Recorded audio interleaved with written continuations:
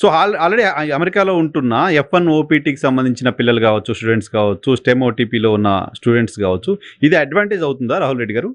చాలా అడ్వాంటేజ్. బుడ్డల నుంచి అంతా మంచం మీద పడ్డట్టేది. ఎందుకంటే మా ఎస్టిఫికేట్ ప్రకారం లాస్ట్ ఇయర్ 3,60,000 అప్లికేషన్స్ ఫైల్ అయినాయి.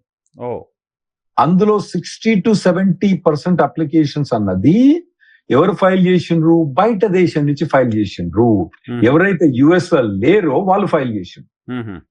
Only 30-40% of the people US లో ఉన్న వాళ్ళు ఫైల్ చేసిండ్రు.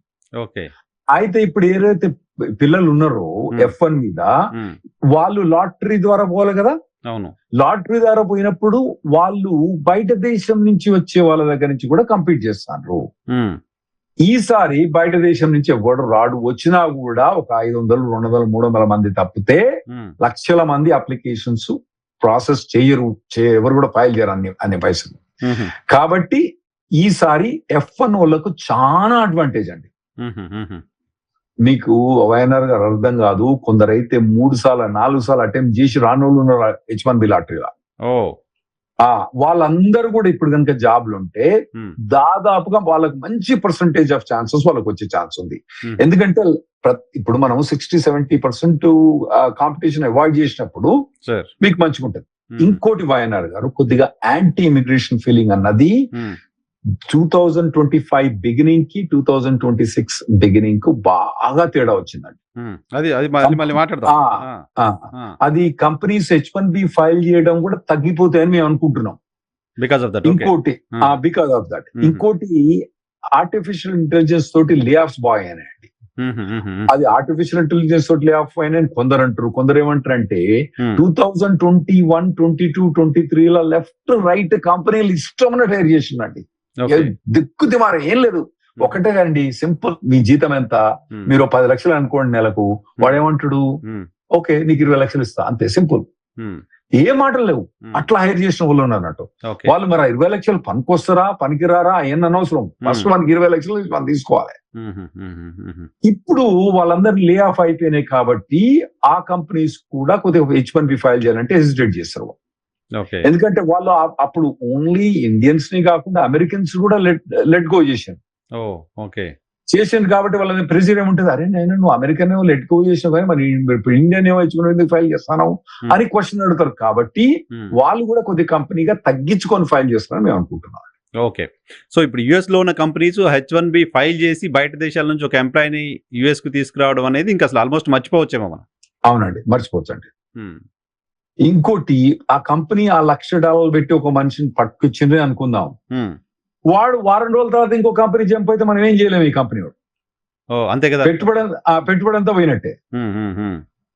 సో అట్లా కూడా కంపెనీలు అంతా ఈజీగా ఎవరు పట్టుకురావండి H1 మీద బయట దేశం నుంచి. సో ఇప్పుడు ఈసారి అప్లై చేస్తే దాంట్లో వేజ్ లెవెల్స్ కూడా చాలా ఇంపార్టెంట్ గా ఉన్నాయి, చాలా కీలకంగా ఉన్నాయి. అయితే అవును, వేజ్ లెవెల్స్ కూడా ఇప్పుడు హయ్యర్ వేజ్ లెవెల్ ఉన్న వాళ్ళు మాత్రం, 4 లెవెల్ వేజ్ ఉన్న వాళ్ళు మాత్రం ఇక ఆల్మోస్ట్ 95% నేను వాళ్ళకి సెలెక్ట్ అవుతాను నేను అనుకుంటున్నాండి. లోవర్ లెవెల్ ఉన్న వాళ్ళకి కూడా లాస్ట్ టైం కన్నా ఈసారి చాలా ఎక్కువ ఛాన్స్ ఉంటది. నేను అనుకునేది ఎందుకంటే ఇప్పుడు వాళ్ళకి మీ పేరు 4 సార్లు వచ్చినా గానీ మీకు వచ్చేది లాటరీ ఒకసారి వచ్చిన తర్వాత మీ పేరు తీసి పడేస్తారు, అయిపోయింది. అంతే కదా, మళ్ళా మీ పేరు పీకరు కదా. పీకిన వైఎన్ఆర్ గారు ఒకసారి వచ్చింది, ఓకే పెట్టిన వైఎన్ఆర్ గారు పేరు, నెక్స్ట్ వైఎన్ఆర్ తీసి పక్కన పెడేస్తాం, ఒకటేసారి కదా మీకు. అంతే కదా, ఓకే. సో మళ్ళీ వేరే వాళ్ళకి ఛాన్స్ ఇస్తారు. కాబట్టి ఈసారి లెవెల్ 1 ఉన్న వాళ్ళకు కూడా మంచి ఛాన్సే ఉంటదని నేను అనుకుంటానండి. ఓకే, ఎన్ని అప్లికేషన్స్ రావచ్చు అనుకుంటున్నారు సార్? యూజువల్ గా మీకు 3.5-4 lakhs వస్తున్నాయి కదా మనకి రెగ్యులర్. అవునండి, 3 నుంచి 4 lakhs దానికి. ఈసారి నా లెక్క ప్రకారం 1,00,000 నుంచి 1,50,000 మాక్సిమం 2 లక్షల కన్నా ఎక్కువ రావండి. 25% పడిపోతుంది. 50% ఈజీ. 4 లక్షలు అంటే 4 లక్షల నుంచి 1,00,000 అంటే ఆల్మోస్ట్ 25% కి వచ్చినట్టే కదా. అంటే 3,60,000 మొత్తము. నేను 1,00,000 నుంచి 2 లక్షల మధ్య 1,00,000 అనుకుందాం.